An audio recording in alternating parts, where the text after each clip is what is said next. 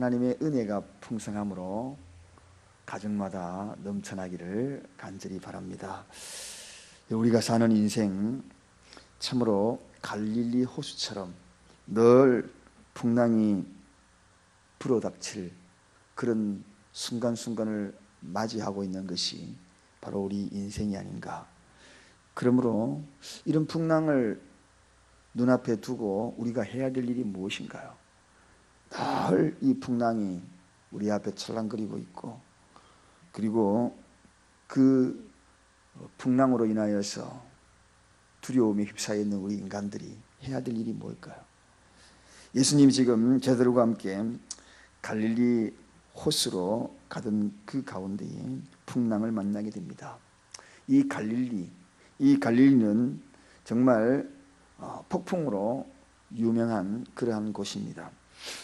한마디로 이 지중해보다도 약 200m 정도 낮게 이 갈릴리 호수가 형성이 되어 있거든요. 그래서 한냉 기류하고 그리고 또 더운 열대 기류하고 이것들이 항상 충돌을 합니다. 그러니까 언제 어느 시에 갑자기 풍랑이 일지 아무도 모르는 그런 환경이지요. 그래서 이 풍랑이 닥치면 많은 사람들이 희생이 되기도 하고, 그래서 불안한 가운데에서도 어부들은 그물을 가지고 또 호수로 가다가 어느 날 갑자기 불어닥친 그 풍랑으로 인하여서 생명을 잃기도 하고, 또 자기가 갖고 있는 재산도 파손되는 그런 위기를 닥칠 때가 있습니다. 여러분, 인생도 바로 그런 것 아니겠습니까? 언제 닥칠지 모른다는 겁니다. 마치 예고가 되어 있으면 좋겠는데 나에게 갑자기 닥친 이 풍랑, 설마 나에게 이런 일이 닥칠 수 있을까? 그 누구도 예견하지 못했던 것들이 어느 날 갑자기 풍랑으로 다가올 때가 참 많습니다. 그것이 질병의 풍랑이 될 수 있고, 그것이 물질의 풍랑이 될 수가 있고, 실패의 풍랑이 될 수 있고, 슬픔의 풍랑이 될 수 있고, 이런 것들이 끊임없이 우리 앞에 놓여 있다는 이 사실을 우리는 끊임없이 생각을 하고 인생을 살아가지 않을 수가 없습니다. 그런데 중요한 것은 이 풍랑을 잠재울 수 있고 이 풍랑을 주관할 수 있는 우리 예수님이 계시다는 이 사실을 깨닫느냐 깨닫지 못하느냐, 여기에 따라서 우리는 그 풍랑 앞에서 어떠한 마음의 자세로 그 풍랑을 항해할 수가 있는가 하는, 이것이 중요하다는 이야기입니다. 사랑하는 여러분, 그렇습니다. 우리 앞에 갑작스럽게 다가오는 이 풍랑, 이럴 때 우리가 가장 먼저 해야 될 일이 무엇인가요? 저와 여러분의 인생 앞에 예고치 못한 이 풍랑, 그런 풍랑을 만날 때에 우리가 해야 될 일이 뭡니까? 그것은 다른 것이 아니잖아요. 풍랑을 잠재울 수 있는 그분을 부르는 일밖에 우리가 할 수 있는 것이 아무것도 없잖아요. 아무리 과학이 발전하고 문명이 발달한다 할지라도 풍랑을 잠재울 수 있는 그러한 모든 과학과 그리고 또 문명을 가질 수가 없는 것이 인간의 한계가 아니던가요? 저 미국에도 보면 그 때마다 닥치는 그러한 허리케인들, 크기 풍랑들, 그걸로 많이 죽습니다. 어쩌면은 제가 보니까 제일 많이 죽는 나라가 미국인 것 같아요. 해마다 이런 엄청난 일들을, 토네이도 같은 경우 한번 닥치면 굉장하거든요. 직경 10m 정도 되는, 말이 그렇지 10m 정도는 그 회오리 바람 확 불어닥치면 거기에는 살아날 존재들이 아무도 없는 겁니다. 막을 사람이 아무도 없는 겁니다. 기억이 납니다. 신학교 다닐 때에 저 멀리 터네이도가 온다. 직경 4m 이상 되는 터네이도가 지금 아래쪽에 올라온다. 그 이야기를 듣고 전 신학생들이 전부가 다 한 1,500명 되는 그러한 사람 수업을 전폐하고 이곳을 피해가게 해달라고 기도했던 때가 생각이 납니다. 전부가 다 정말 놀라운 일이 벌어졌거든요. 그것이 기도 오다가 정면으로 오다가 저 멀리 오다가 그것을 피해갔던, 지금 잊혀지지 않는 그러한 간증거리가 있습니다. 여러분, 이 풍랑, 우리가 앞에 놓여있는 이 인생의 풍랑 앞에 우리가 해야 될 일은 무엇입니까? 우리가 할 수 있는 것은 그저 세상도 의뢰하고 주님도 의뢰하는 방법이 아니라 주님만 의뢰하는 기도가 필요하다는 것입니다. 여러분, 솔직히 이 풍랑 앞에 베드로나 제자들이 갈릴리에서 뼈가 굵은 자들이 아닙니까? 그들이 할 도리 다 해봤잖아요. 안 해봤겠습니까? 돛을 내리고 그리고 또 닷을 내리고 뭐 여러 가지 방법을 다 동원해 봤을 것입니다. 그러나 그들이 할 수 있는 것은 그 풍랑을 이길 수 있는 그런 힘이 그들에게 없었다는 사실을 그들은 이제 미처 처음에는 깨닫지 못했던 거죠. 그래서 주님만 의지하는 이 방법을 알지 못하고 세상도 의지했던 그들의 모습을 봅니다. 그러나 여러분, 인생의 풍랑 앞에서 우리가 해야 할 것은 주님만 의뢰하는 기도, 주님만 의뢰하는 기도. 여기에서 우리가 벗어날 수 있는 유일한 대안이라는 것, 이것밖에 없음을 우리가 고백을 할 수밖에 없는 것입니다. 여러분, 정말 놀라운 것은 주님만 의뢰하는 이 기도는 고난이 보이지 않는다는 겁니다. 고난이 보이지 않아. 분명히 풍랑이 눈앞에 있는데도 풍랑이 보이지 않는다는 겁니다. 이게 차이점입니다. 인본주의는 고난 외에 보이는 것이 아무것도 없어요. 주님도 보이지 않아요. 분명히 이 배 안에 주님이 함께 있는 것 아닙니까? 그럼에도 불구하고 주님이 보이지 않았어요. 왜? 인본주의가 그렇습니다. 바로 그러한 모습이 인간의 한계거든요. 그런데 주님만 의뢰하는 이러한 기도는 풍랑은 보이지 아니하고 고난은 보이지 아니하고 주님이 보이더라는 겁니다. 이게 차이거든요. 주님만 의뢰하는 차이입니다. 사랑하는 여러분, 그렇습니다. 인생의 폭풍을 만나들랑, 인생의 여러 풍랑을 만나그들랑 우리가 해야 될 일이 무엇인가요? 주님만 의뢰하는 기도입니다. 그러면은 고난이 보이지 않아. 분명히 앞에 풍랑이 있는데 풍랑이 보이지 않아. 누가 보입니까? 주님이 보인다는 것입니다. 주님이 보일 때 오늘 제자들이 뭐라고 얘기합니까? 주여 주여 우리가 죽게 되었나이다. 주여 주여 반복적으로 주님을 부르지 않습니까? 주님밖에 안 보이는 겁니다. 급박한 상황이 있을 때, 인생의 폭풍을 만날 때 여러분, 하나님 전에 나와서 기도할 때 보이는 것은 주님만 보이는 것. 그 주님만 보이고 주님만 의뢰할 때 그 고난이 보이지 않습니다. 풍랑이 뒤로 물러가는 겁니다. 분명히 풍랑은 일고 있는데 그 풍랑이 보이지 않아. 그렇습니다. 그때에 우리가 깨닫는 것이 있습니다. 그것이 뭔가요? 그것은 다른 것이 아니라 주님만 보이는 그때에 그 육신적으로 잠들어 있던 그들의 영혼이 이제 깨어나는 순간입니다. 여러분, 사랑하는 여러분, 정말 소중한 말씀을 전하고 싶습니다. 주님만 보이면 잠들어 있던 내 영혼이 깨어난다는 겁니다. 이게 중요한 거죠.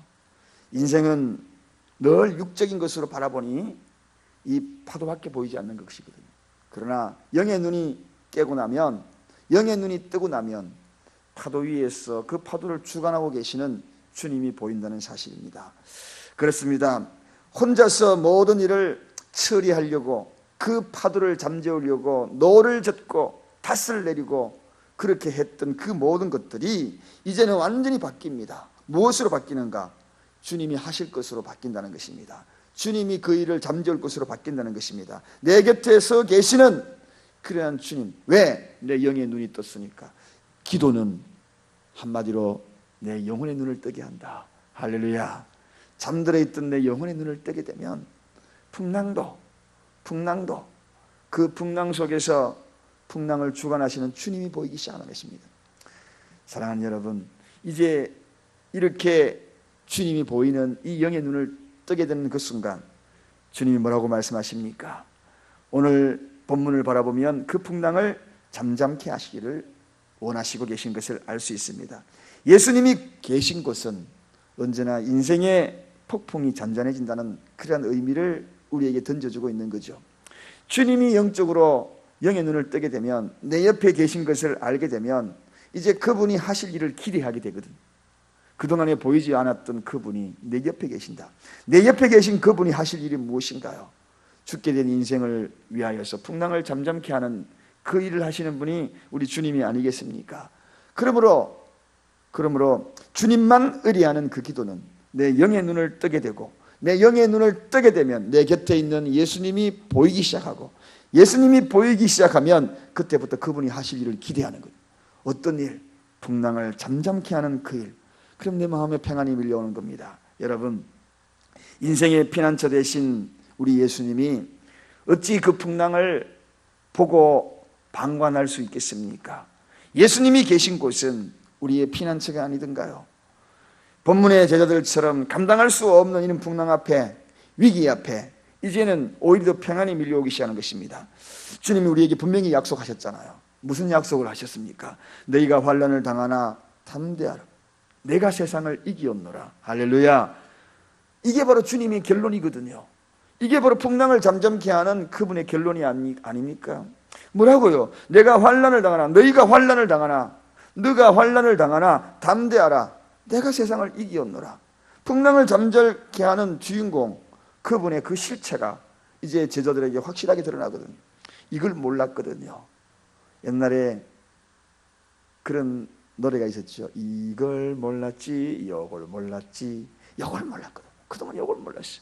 그러니까 손에 물집이 생기도록 밧줄을 잡고 땡기고 밀고 온통 지쳐있던 그들이 밧줄을 놓고 주님만 의리하는 그 기도의 줄을 잡고 그 기도의 줄을 잡는 순간 그동안에 잠들어 있던 영혼의 눈을 뜨게 되고, 영혼의 눈을 뜨는 순간 내 옆에 계신 주님을 발견하게 되고, 주님이 계신 그것이 바로 내 영혼의 피난처가 됨을 알게 되고, 이제 그분이 하실 일을 기대하니 그분이 직접 풍랑을 잠잠케 하는 것입니다. 뭐라고요? 너희가 환난을 받으나 당하나 담대하라. 내가 세상을 이겼노라. 이 풍랑을 잠재울 수 있는 능력이 나에게 있다는 것입니다. 잠재우겠다는 것입니다. 담대하라는 것입니다. 풍랑뿐만 아닙니다. 오늘 여기에 주님이 이겼다는 그 이김이 뭡니까? 세상을 이겼다는 것입니다. 세상을 이겼다는 것입니다. 인간 세상에 그 모든 것들 경험하고 다가오고 겪어야 될 모든 풍랑, 그저 일시적으로 다가오는 내 눈앞에 갑작스러운 풍랑 아니라 나에게 어떤 환경과 상황, 그 모든 것들이 온다 할지라도 내가 그걸 다 이겼다, 이길 수 있다. 오늘 이 음성이 여러분에게 들려지기를 원합니다. 잠자고 있던 영혼이 벌떡 깨어서 이 말씀이 귓가에 메아리치기를 원합니다. 사랑하는 여러분, 그래서 주님이 메아리치면서 하시는 말씀이 있습니다. 우리에게 요구하는 것이 있습니다. 믿음을 요구합니다. 오늘 본문에 보면 우리에게 믿음을 요구합니다. 너희의 믿음이 있느냐? 이런 믿음이 있느냐? 이렇게 할 수 있다는 믿음이, 이렇게 내가 할 수 있다는 이러한 믿음을 가지고 있느냐? 이 질문입니다. 여기에 핵심 키입니다. 여러분, 이력 편주, 조각배를 타고 인생을 항해하는 그러한 인간에게 주님이 질문을 던집니다. 오늘도 쪽배를 타고 인생을 항해하는 저와 여러분에게 우리 예수님이 질문을 던집니다. 믿음이 있느냐? 믿음이 있느냐? 주님만 바라보고 하는 그 기도 속에 영의 눈을 뜨면 내가 곁에 있고, 그리고 담대하게, 그리고 나아가라, 내가 세상을 이겼다는 이 믿음이 있느냐는 것입니다. 여러분, 사랑하는 여러분, 인생의 먹구름이 엄습해 오는 순간에도 믿음이 있느냐? 풍랑 앞에서도 믿음이 있느냐? 그 배후에 역사하시고 함께 하시고 풍랑을 잠재울 수 있다는 그러한 능력을 가지신 우리 주님이 하실 것이라는 믿음이 있느냐? 이 질문을 끊임없이 던지는 것입니다. 여러분, 우리는 주일마다 사도신경을 합니다. 사도신경. 천지를 지으신 하나님을 내가 믿는다라고 그렇게 고백을 하고, 천지를 지으신 하나님을 내가 믿는다고, 이 이야기는 천지를 다스리는 하나님을 내가 믿는다고, 그것과 다를 바가 없는 신앙 고백이거든요. 실질적으로 천지를 지으고 천지를 다스리는 이 모든 것을 내가 믿는다라고 분명히 우리는 고백하잖아요. 믿음은 어찌 보면 관념적인 그런 표현일 수도 있습니다. 그러나 그 관념적인 그 표현에서 그쳐서는 아니 되는 것입니다. 이 질문은 내가 어떤 신앙 고백을 하고 있느냐는 질문이 아닙니다. 우리가 착각을 할 때가 참 많아요. 예수님이 네가 믿음이 있느냐? 이 고백은 네가 어떤 신앙 고백을 하고 있느냐 이런 질문이 아닙니다. 네가 고백한 그 신앙 고백처럼 행동하는 믿음이 있느냐? 이 질문이거든요. 그 고백한 그 고백 그대로 행할 믿음이 있느냐? 그 자체를 믿는 믿음이 있느냐? 이걸 질문하는 것입니다. 많은 사람들이 내가 어떤 신앙 고백을 하고 있느냐, 그 고백으로 인하여 자가 당착으로 빠져 있는 경우가 너무나 많아요. 내가 고백하고 있는 이 고백처럼 행동하는 믿음이 있느냐? 바로 이겁니다. 사랑하는 여러분, 과연 주님이 인정할 그 믿음, 문제는 이 풍랑 앞에서 믿음이 있느냐? 믿음이 있느냐? 이거라는 것입니다. 이 믿음, 오늘도 주님이 던져주시는 그 질문이죠. 내가 지금 이 풍랑을 잠재울 수 있다는 이 믿음이 있느냐? 너희는 이 믿음이 있느냐? 믿음이 있느냐? 그렇습니다. 인생의 풍랑 앞에서, 오늘 설교 제목입니다. 인생의 풍랑 앞에서. 누가복음 8장 22절에서 25절. 인생의 풍랑 앞에서. 오늘 누구든지 인생의 풍랑 앞에 서 있습니다. 끊임없이 만날 것입니다. 이런 풍랑을 만날 것입니다. 그럴 때에 주님을 의뢰하는 기도, 주님만 의뢰하는 기도, 그러면 영혼의 눈이 번쩍 뜨게 되고 내 곁에 서 계신 주님을 발견하게 될 것이고, 그리고 그분이 말씀하실 것입니다. 뭐라고 말씀하실 것입니까? 너희가 환난을 받으나 담대하라, 내가 세상을 이기었노라. 담대하게 우리에게 말씀하실 것입니다. 그리고 질문할 것입니다. 네가 이것을 믿느냐? 이 질문을 던질 것입니다. 그럴 때 우리가 할 것이 무엇입니까? 신앙 고백으로만 그치는 것이 아니라, 주님 우리가 믿습니다, 행동으로 옮기겠습니다, 이 믿음대로 내가 걸어가겠습니다. 오늘 이러한 이 고백이 추석날 이 아침에 울려 퍼지는 고백이 되어서 어떠한 풍랑이, 어쩌면 이 추석날 좋은 명절을 맞이했음에도 불구하고 그 풍랑 앞에 마음 졸이고 있는 여러분들에게 오늘, 그리고 이 말씀을 듣고 있는 많은 이들에게 하나님의 이 메시지가 들려지는 은혜가 있기를 간절히 축원드립니다. 기도하겠습니다. 하나님 아버지 감사합니다. 인생의 풍랑 앞에서, 인생의 풍랑 앞에서 오늘도 주님만 의뢰하는 마음을 가지고 아버지 앞에 엎드립니다. 내 눈에 육체의 비늘이 벗겨지기를 원합니다. 바울이 벗겨졌듯 우리 눈에 이 비늘이, 세상을 향하여 바라봤던 그 비늘이 벗겨지기를 원합니다. 주님, 내 곁에 계신 주님을 발견하기를 원합니다. 하나님 아버지, 주님이 질문하는 이 질문에 아멘으로 화답하며 실제 그 행동으로 옮겨나가기를 원합니다. 담대하라고 이야기하면 담대해지는 마음 주시기를 원합니다. 너희가 환난을 당하나 담대하라, 내가 세상을 이기었노라. 주님이 이기신 그 믿음으로 오늘도 주님만 의뢰하는 기도를 드립니다. 하나님 아버지, 이 실체를 믿기를 원합니다. 입술의 고백이 아니라 실제 우리의 말과 행동으로 옮겨지는 믿음의 고백이 될 수 있도록 축복하여 주옵소서. 오늘도 이 평안을 누리고 나갑니다. 하늘에서 내려오는 이 평안을 맛보고 내려갑니다. 추석 명절을 통하여서 갖가지 아직도 해결하지 못하고 이 좋은 명절에 무거운 짐을 가지고 있는 우리들에게 찾아오신 주님의 음성이 오늘도 이 새벽전에 울려 퍼지게 하시고, 그리고 원근각처에서 각자의 삶의 터전에서 힘에 겨워 노를 젓고 있는 모든 이들에게 허락되어지는 귀한 말씀 되게 하여 주옵소서. 예수 그리스도의 이름으로 간절히 기도드리옵나이다. 아멘.